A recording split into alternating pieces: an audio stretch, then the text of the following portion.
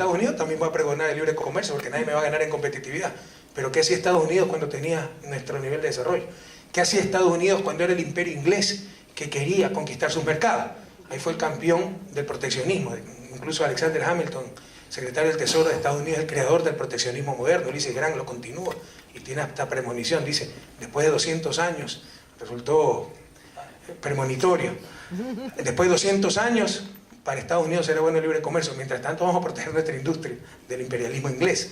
Entonces hay que analizar lo que hicieron en la etapa de desarrollo en que estamos nosotros. No ahora, que son los campeones de competitividad. Pero esas barbaridades se cometen en el análisis económico latinoamericano, o se cometían al menos. Entonces, la primera parte es una mala concepción de modernidad, equivocaciones en la estrategia de desarrollo, básicamente en el modelo de sustitución, de industrialización sustitutiva e importaciones, que conceptualmente era correcto. Prácticamente todos los países del mundo se desarrollaron con ello. Alemania, Japón, Estados Unidos, Inglaterra, recientemente los países, los tigres asiáticos, etc. El problema es que aquí fue pésimamente implementado. Y como siempre sucede en estos casos, se desechó la canción por los malos cantantes y nos fuimos al otro extremo, al neoliberalismo. Entonces la segunda parte del libro es lo que yo llamo la larga y triste noche neoliberal, y ahí lo titulo La total entrega del país, porque el caso ecuatoriano fue la total entrega del país, como el caso argentino también, con todo respeto, ¿no? Porque ustedes saben que esa triste época de Carlitos Menem vendieron hasta la camisa, y cómo se entregaron los recursos de todos los argentinos y cómo destrozaron la economía, la sociedad y la democracia argentina.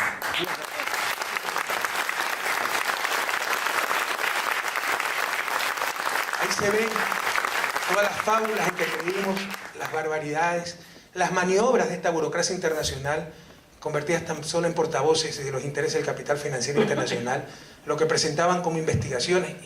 Y yo sé de qué les hablo, yo he estado ahí, y soy académico, entiendo algo de esto. Yo también tengo mis trabajos econométricos, y les insisto, les puedo garantizar que son tan malos como los de esa burocracia, ¿no?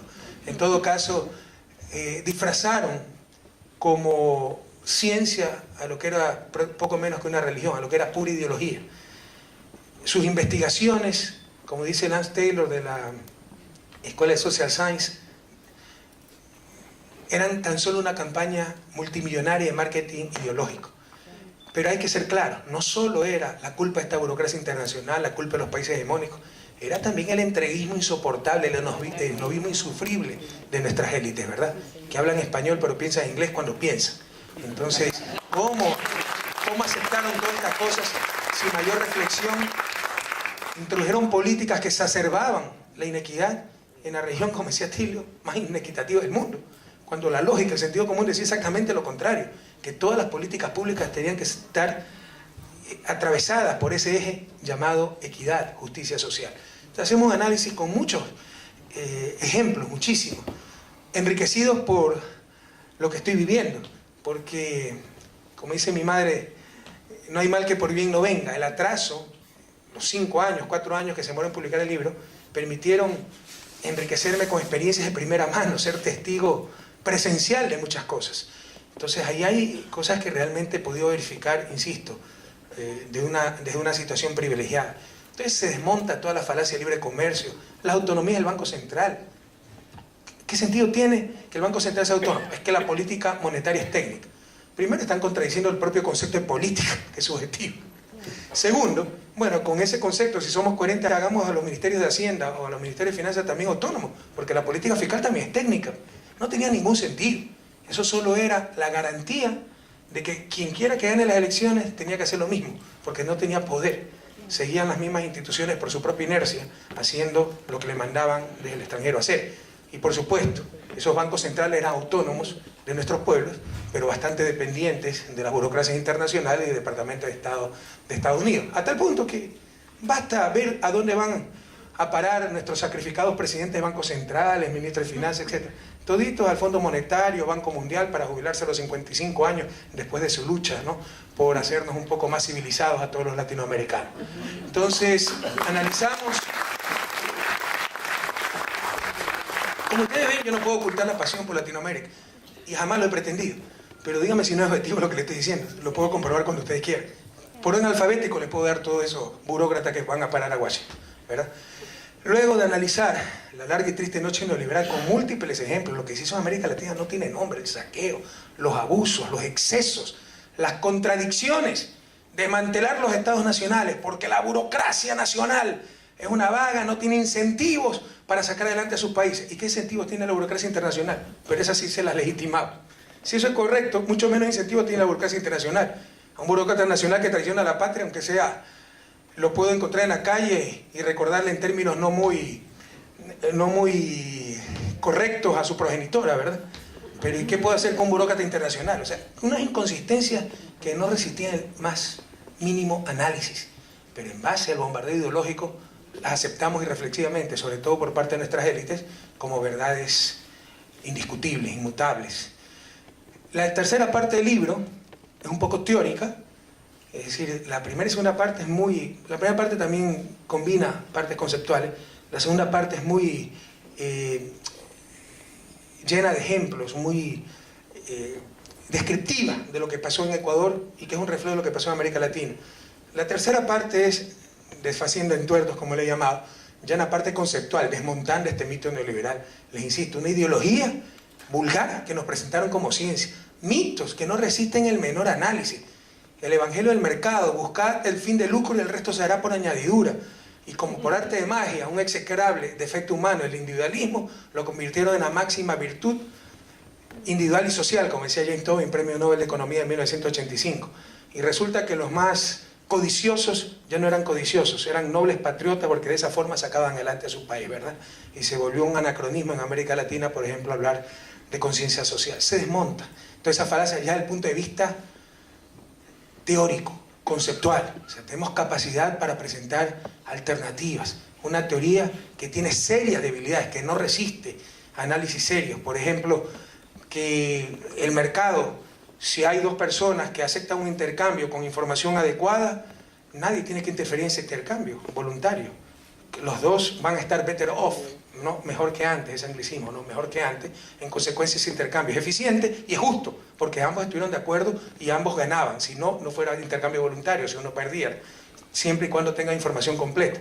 E incluso con todas esas condiciones, información completa, etcétera, es insostenible. Ahí pongo como ejemplo: supónganse que una chica se pierde en el desierto, se encuentra después de 3 días de falleciendo de sed con un tipo que tiene agua y le dice: yo te doy el agua, pero si te acuestas conmigo. Para la chica, dejarse abusar es peor que morir. Es menos malo que morir. O sea, va a estar better off con el intercambio. Y para el tipo, darle el agua, ya es menos costoso que estar con la chica. O sea, sale beneficiado también. Entonces, intercambio voluntario, información perfecta, y ambos están better off. De acuerdo al simplismo de mercado, eso es eficiente y eso es ético. Pero para cualquier sociedad civilizada eso es repugnante, ¿verdad? Y lo va a sancionar. Entonces no tiene ningún sustento esa tontería. Y se demuestra la necesidad de acción colectiva. Ahí el problema es la asimetría de poder y hay que condenar las posiciones de fuerza. Y eso legitima la acción del Estado, que no es otra cosa que la representación institucionalizada de la sociedad por medio de la cual realiza su acción colectiva. Pero de esos simplismos nos llenaron a los latinoamericanos y al mundo entero.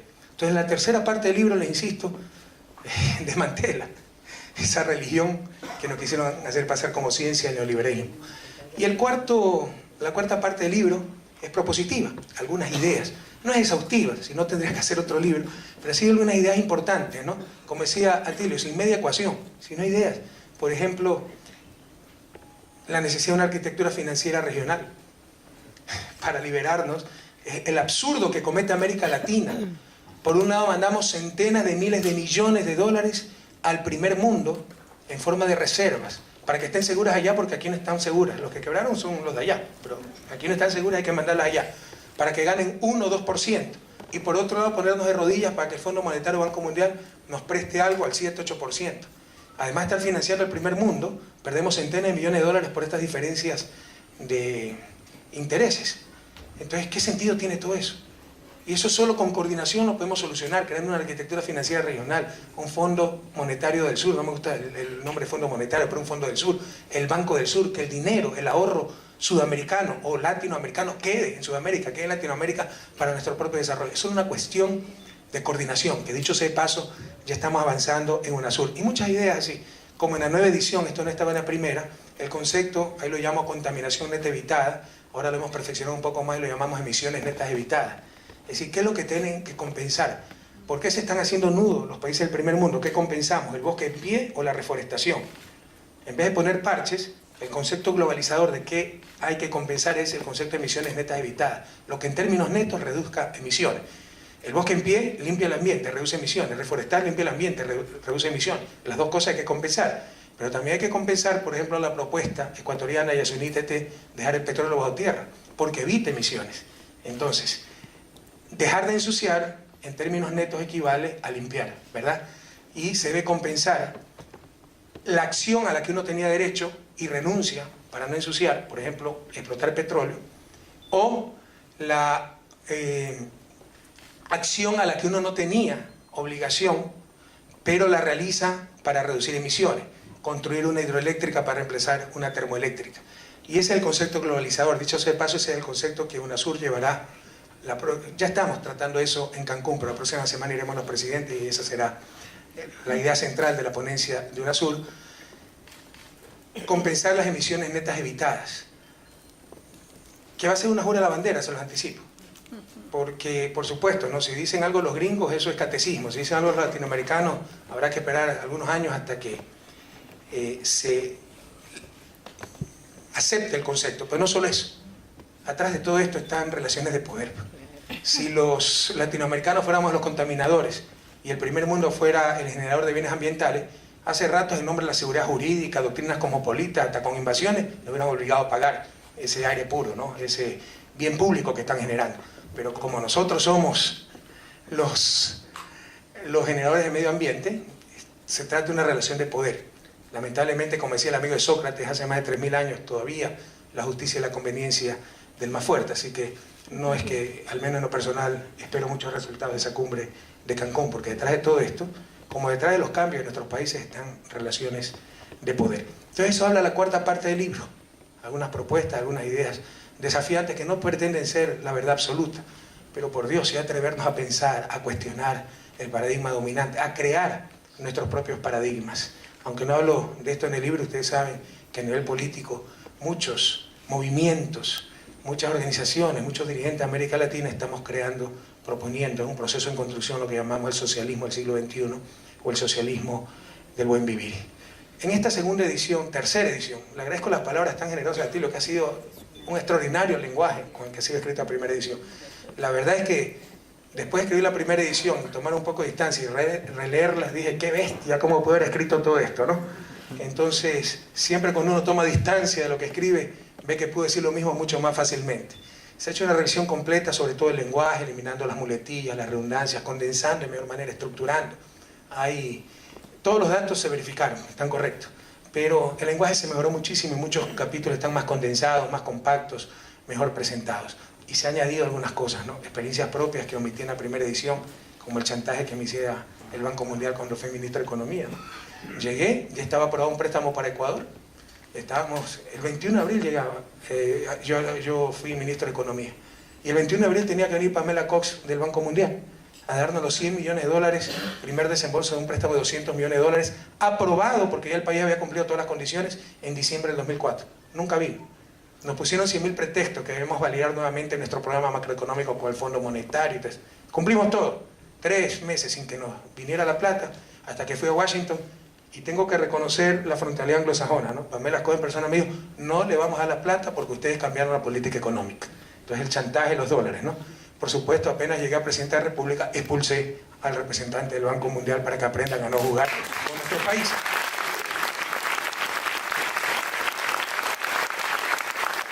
Hace una semana por ahí nos han nombrado otro representante, bienvenido, siempre y cuando respeta al país. No le hemos pedido que nombren nada. Hemos añadido algunas cosas, como este mismo concepto de emisiones netas evitadas. Entonces, se puede decir que es una edición corregida y aumentada.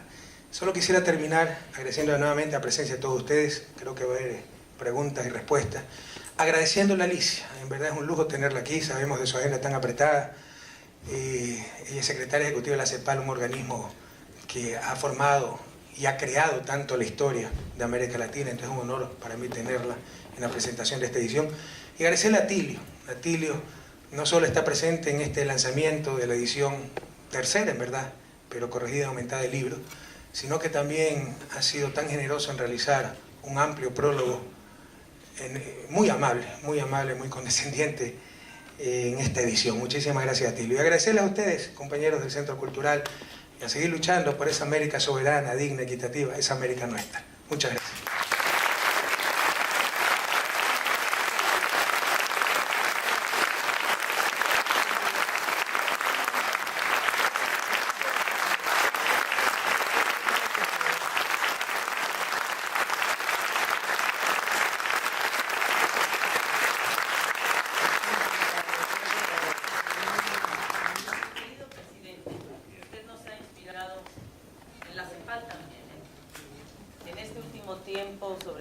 Tratado de rescatar ese imaginario que usted rescata en su libro, el imaginario de pensar en nuestro propio desarrollo desde adentro. Pero yo tengo, así como ha dividido usted su libro en 4, yo tengo primero una observación que me gustaría conocer su opinión, y es la siguiente. Usted habla en la primera parte de su libro de 3 infamias, realmente, o sea, así las califico yo, aunque usted solo calificó de infamia una, pero yo califiqué 3. Primero que nada, el proceso de la deuda. Y además usted cuando entró al gobierno, usted mandó a hacer una auditoría muy completa. Y entonces usted me hizo favor de invitarnos a nosotros a revisarla. Y yo quiero decirles a todos que esa auditoría está en la biblioteca de la CEPAL, porque usted me mandó toda la auditoría. Y además de revisarla y de ver el análisis que usted hace aquí, yo creo que esa fue una gran infamia, una tremenda infamia. No solamente para Ecuador, sino para toda la región. Perdimos oportunidades en México, por supuesto. Argentina no la perdió, gracias a Néstor Kirchner. En Ecuador se confabuló precisamente una combinación, ¿no?, de malos funcionarios, la verdad, muy malos funcionarios, poco nacionalistas, poco comprometidos, y instituciones internacionales que, como usted bien acusa en su libro, están más en función de la política externa de Estados Unidos que de nuestro propio desarrollo. Además que nuestro desarrollo no va a venir de afuera, por cierto, tendrá que venir de nosotros mismos. El que crea lo contrario, bueno. La segunda infamia que usted relata y que me parece muy importante es la del Fondo de Estabilización, Inversión Social y Productiva y Reducción del Endeudamiento Público. Vaya nombre, ¿eh? Digo, cuando uno lee eso dice, caray, este fondo debe de ser un fondo como el que quisiéramos crear ahora, ¿verdad? Un fondo para reducir las asimetrías entre el trabajo y el capital y no sé cuánto. Pero resulta que este fondo, ¿no?, usted lo revisa, lo ve, entra como ministro y usted mismo dice, y tuve el gran honor de lograr la derogación de aquella infamia llamada el FEIRIP. El FEIREP. Por eso el Banco Mundial me quitó los 100 millones. Exactamente, yo creo que fue por eso, y por eso se lo... Ah, bueno, magnífico. Entonces, quiere decir que le atiné al punto, porque este es exactamente la segunda infamia que usted sí pudo desarticular. Y la tercera infamia es la dolarización. ¿Y por qué es una infamia? Porque le quitan el instrumento central, un instrumento muy importante al Ecuador y a usted. Y un instrumento central para manejar el desarrollo, ¿verdad? La tasa de cambio. Y hoy que estamos en este mundo de guerra cambiaria, estas 3 infamias cometidas contra el Ecuador, usted pudo corregir una. ¿Cómo le hacemos con las otras 2? Porque, perdón, pero digamos, no sé, ¿cómo le hacemos con las otras 2? Vamos a ver. Hemos corregido 2 en Ecuador, deuda y FEIREP. Nos falta dolarización y ya les voy a dar la respuesta a eso. No sé cuánto tiempo tienen, porque las preguntas merecen una... Ustedes saben que yo soy vago tiempo completo, así que por mí no hay problema, por su tiempo es el problema. Pero en todo caso, deuda externa, prohibido olvidar, sobre todo ustedes jóvenes queridos, aprendamos de la historia. Lo peor que nos puede suceder es tener Alzheimer social. Nos convencen de tantas tonterías. Como les digo en el prólogo, ojalá que esto los indigne como a mí me indignaba, escribiendo, releyendo las cosas, conociendo las cosas. Indignémonos de lo que ha pasado en América Latina y no repitamos los errores. Y yo creo que hay un cambio en América Latina, valga la digresión, ¿eh? Porque sí, o sea, yo creo que hemos pasado esa etapa de vasallaje que también fue la larga y triste noche neoliberal y hemos alzado cabeza, ¿no? Hoy América Latina no se deja poner el collar y la campana en el cuello como era antes. con tanto payaso que hubo de dirigente en nuestros países, ¿no? Un ejemplo de ese cambio de época fue Néstor Kirchner, ¿verdad? Y sus lecciones de dignidad. Lula da Silva, como nos contaba en Georgetown, ¿no? Que ahora cuando va a la reunión del grupo de los 20, ya no es que aceptan lecciones a los países de desarrollo, le dan lecciones porque ellos no han podido resolver la crisis y nosotros sí. Entonces hay un cambio en América Latina. No olvidemos el pasado. ¿De dónde surgió la deuda externa? Te puedo hacer un contexto histórico para la moderna, ¿no? Porque nuestros países nacieron con deuda externa. Ecuador recién en el año 70 acabó de pagar la deuda de independencia. Nosotros nos independizamos en 1822. Después de 150 años logramos pagar la deuda de independencia. ¿Dónde nacieron esas deudas?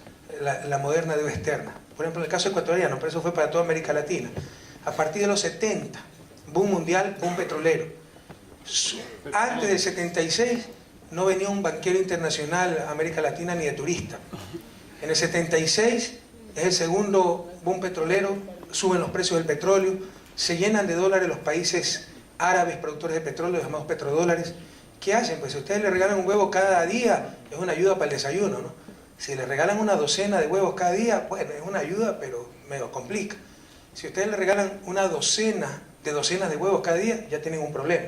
Entonces, con tantos dólares no sabían qué hacer. Los ponen en la banca del primer mundo, los bancos europeos, etc. Pero el negocio de los bancos no es captar dólares, es colocar, captar y colocar. Y se le ocurre a un genio por ahí decir, coloquemos en América Latina porque los gobiernos no pueden dejar de pagar. Y a partir del 76, no por generosos, no por preocupados,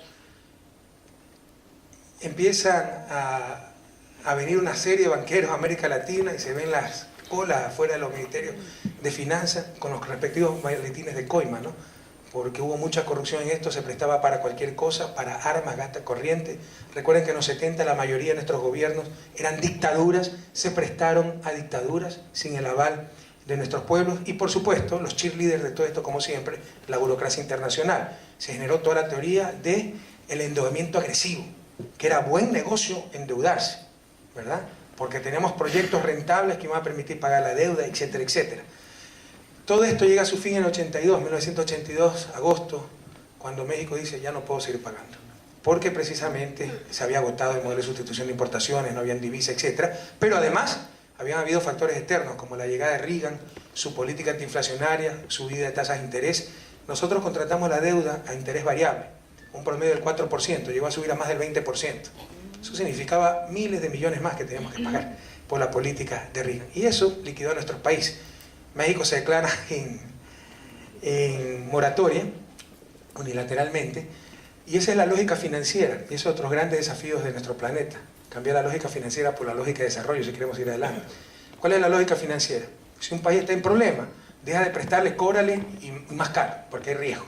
¿Cuál es la lógica de desarrollo? Si un país está en problemas, dale plata, ayúdalo a salir adelante, ¿verdad? Entonces, prevalece la lógica financiera, pararon los flujos a la región, subieron aún más las tasas de interés y empieza la llamada crisis de la deuda. Pero era deuda que nació ilegítima, pero se volvió más ilegítima aún, porque empezaron a capitalizarse intereses sobre intereses, que en Brasil, Ecuador, no sé si en Argentina, es ilegal, el anatocismo. Se repagaba la deuda, o sea, crecía la deuda, pero no porque prestábamos, sino, insisto, por acumulación de atrasos, capitalización de intereses sobre intereses. Se renegociaron varias veces esas deudas, pero siempre en función de los acreedores. Ahí lo describo con lujo de detalle. Incluso, para que vean hasta dónde llegó el esbirrismo, porque tuvimos un terremoto en el 87 en Ecuador y dejamos de pagar la deuda. Fue un gobierno de derecha, que era agencioso pagador de deuda, pero ni él pudo seguir pagando la deuda por ese terremoto que partió el oleoducto, nuestro principal producto de exportación, y tuvimos que dejar de pagar la deuda. Nuestra deuda se acogía a la ley de New York y Londres. Y cuando ustedes revisan es algo increíble, sí saben que el casillero de los acreedores, de los abogados de los acreedores, es el mismo casillero que los abogados del país. Es cosa increíble. Las dictámenes de la Procuraduría del Estado ecuatoriano es idéntico a las ponencias de los abogados de la otra parte. O sea, horrores. También están en el libro. Y eso está respaldado por la auditoría de deuda externa. Tú tienes todos esos documentos. La auditoría, dicho sea de paso, que hicimos en nuestro gobierno, y es por primera vez que una auditoría viene del gobierno, no de la sociedad civil. En todo caso, de acuerdo a esas leyes, la deuda caducaba, prescribía. Después de 6 años que no se podía pagar comprobadamente, legalmente se extinguía la deuda. ¿Sabe lo que hicieron? Unilateralmente renunciaron a la prescripción de la deuda. Los ecuatorianos, unilateralmente, renunciaron a la prescripción de la deuda y seguimos pagando. Entonces, eso es de los horrores. Las renegociaciones que nos metían cuento, ¿verdad? Que de 3.000 millones, miren, nos han descontado 500 millones y solo tenemos que pagar 2.500 millones. Qué buena renegociación, y pasamos de bonos Brady a bonos global. La realidad era que habíamos transferido millones de dólares a los acreedores porque ellos no habían comprado esos bonos a ese precio, al valor nominal, y en el mercado no estaban a valor nominal, y con la plata que pagamos hubiéramos podido sacar toda la deuda a valor de mercado, con descuentos, ¿verdad? Y no se estaba perjudicando a nadie, porque esa deuda había estado repagada y los tenedores actuales no habían comprado un bono que valía 100 a 100, lo habían comprado a 30.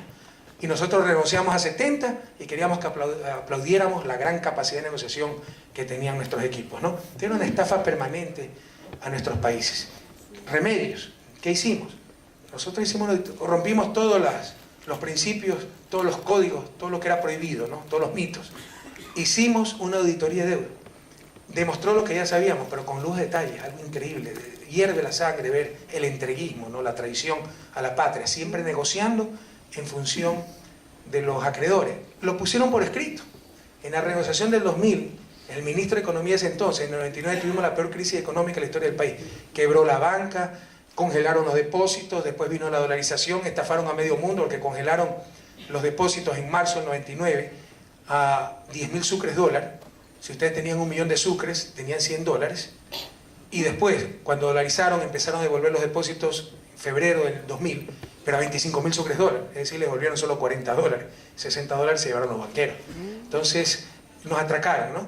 Después, el país en soleta, un proceso de pauperización terrible, migración masiva, y ustedes pueden leer la carta, pero es que parecen exageraciones. Yo estoy seguro si ustedes, ¿cómo exagera este tipo? ¿Qué falta de objetividad? Revisen, yo les puedo presentar, ahí está, citado, etc. La carta de presentación de la renegociación de la deuda por parte de nuestro ministro de Finanzas diciendo que como el Ecuador, por irresponsable, incurrido en malas políticas económicas, eso ha hecho caer el precio de los bonos, presentamos esta propuesta para recuperar el precio de los bonos. O sea, estaban preocupados de que los acreedores no pierdan plata. Y tiene un poco de lógica, porque los acreedores son ellos mismos, pero tienen vínculos entre estos grupos financieros.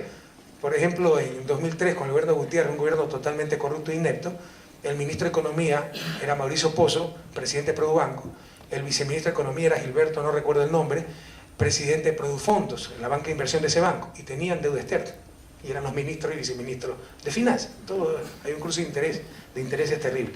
Hicimos esa auditoría, en base a esa auditoría dijimos, no pagamos, rompiendo todos los esquemas, ¿no?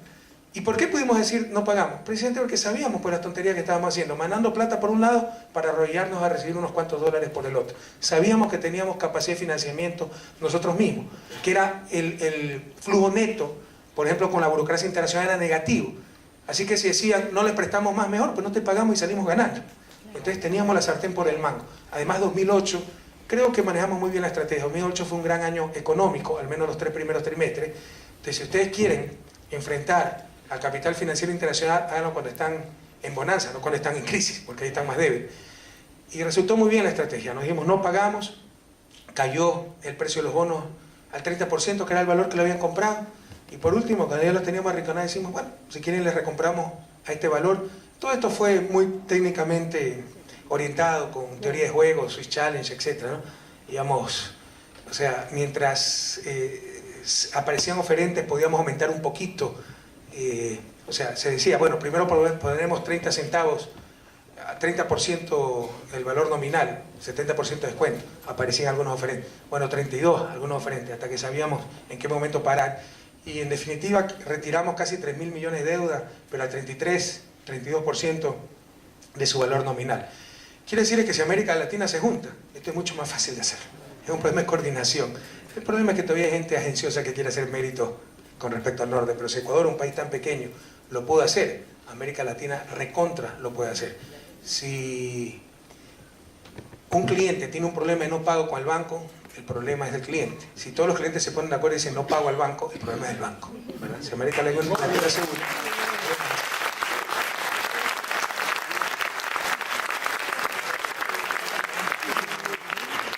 Aquí me está recordando algunos datos, ¿no? Pese a que pagamos miles de millones, la deuda, no recuerdo exactamente, se multiplicó creo que por 7, no creo que por 7 veces, pese a que solo pagaba. ¿Por qué? Por este bicicleteo financiero, de capitalizaciones, de intereses, etc. Entonces sí, la historia de deuda externa ha sido una deuda tenebrosa y daba una indignación, ¿no? Porque todo era en función del pago de deuda. Solo hay crisis en nuestros países cuando no se puede pagar la deuda. Cuando no se tiene para educación, salud, etc., y no hay crisis. Cuando hay desempleo, ¿no? Cuando no se puede pagar la deuda. Y que no, que tenemos que ser serios, ¿no? Y pagar la deuda. O sea, ser serios es atender la necesidad del capital financiero. Para no pasar vergüenza, el famoso riesgo país, el cuento con que nos tienen engañados ahora a nosotros, ¿no? Del que todo el mundo habla y nadie entiende. ¿Qué es el riesgo país? La voluntad y capacidad de pagar deuda. Eso es todo. Y quieren que eso sea la medida de la calidad de las políticas económicas. O sea que el mejor economista va a ser el dictador sanguinario, vitalicio, que esclaviza a una población haciendo trabajar 12 horas al día, 7 días a la semana, pero que todo vaya a pagar deuda. Verán que les va el riesgo país, ¿verdad? La democracia es un peligro para el riesgo país, porque cada vez que hay elecciones, por incertidumbre sube el riesgo país. Así que será una gran política económica eliminar la democracia, las elecciones. Son tonterías, pero que nos meten como la última Coca-Cola en el desierto, ¿no? El último avance de la genialidad humana. Son tonterías que no resisten el menor análisis. Y pareciera para esta gente que solo existen compromisos internacionales y no compromiso nacional. ¿Y eso qué es? Son causas de nuestra población.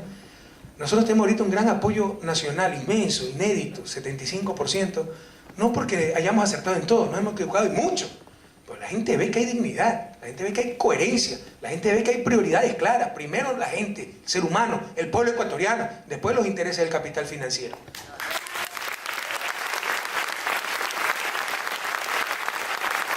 El segundo punto, el PIB, relacionado con el primero, una monstruosidad. Un chico de primer año me proponía un mecanismo así, le daba daño por bruto, pero nos lo presentaron también como la máxima expresión de técnica, prudencia, ¿no?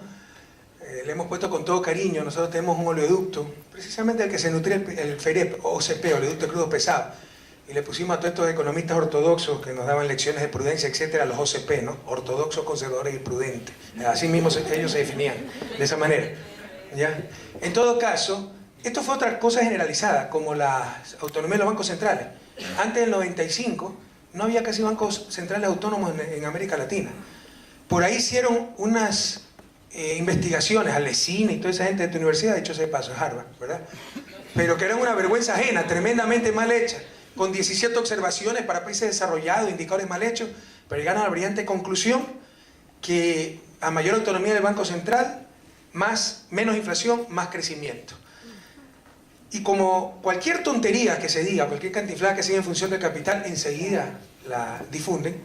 El Banco Mundial, siempre tan agencioso, hizo seminarios en toda América Latina, y un poco con zanahoria y un poco a garrotazos, a partir del 96 todos los bancos centrales empezaron a ser autónomos. El nuestro, con la Constitución del 98, se lo declaró autónomo.